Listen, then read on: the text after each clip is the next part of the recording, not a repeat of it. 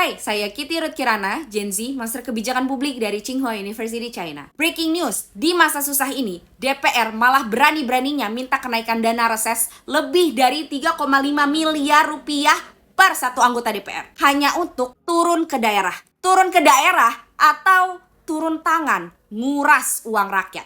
Jika ditambah gaji dan tunjangan per anggota DPR yang nilainya sekitar 3,9 miliar rupiah, maka totalnya rakyat harus membayar minimal 7,4 miliar rupiah untuk satu anggota DPR satu periode. Gila kan? Tiap bulan rakyat harus mensubsidi satu anggota DPR lebih dari 120 juta. Rakyat kerja mati-matian bayar pajak, tapi wakil rakyatnya hidup mewah atas nama menyerap aspirasi. Aspirasi siapa? Aspirasi perut sendiri. Wakil rakyat yang tidur saat sidang soal rakyat, bahkan bolos melulu untuk kerja bagi rakyat, merasa berhak menyedot 120 juta per bulan alias 7,4 miliar rupiah selama periode DPR. Coba buka UUD 45 pasal 20A. Coba baca Undang-Undang MD 3 pasal 292. Tidak ada satu kata pun tentang dana reses. Yang ada cuma kegiatan reses, bukan dana reses. Artinya, anggaran ini bukan amanat undang-undang.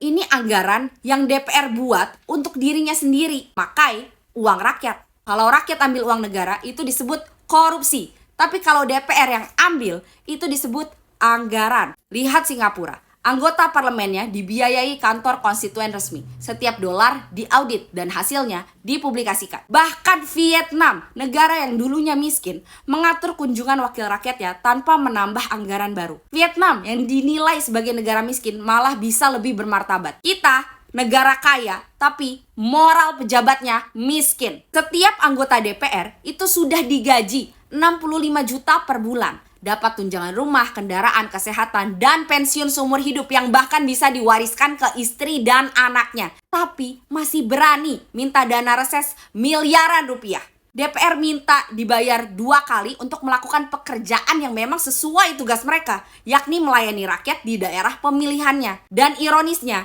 dana reses ini tidak pernah diaudit secara terbuka. Ini bukan hanya pemborosan uang rakyat, ini soal penjarahan yang dilegalkan. Kementerian Keuangan dan BPK harusnya berpihak pada rakyat, bukan jadi pelindung parasit yang mengaku wakil rakyat tapi malah maling uang rakyat. Karena bangsa ini tidak miskin uang, tapi miskin rasa malu dan miskin keberanian untuk melawan keserakahan. Hapus dana reses sekarang, karena patut diduga uang untuk dana reses itu hanya akal-akalan internal DPR. Lengkapnya tonton di YouTube Kitty Kirana, like dan share biar makin banyak orang sadar bagaimana uang rakyat benar-benar digunakan atau malah disalahgunakan.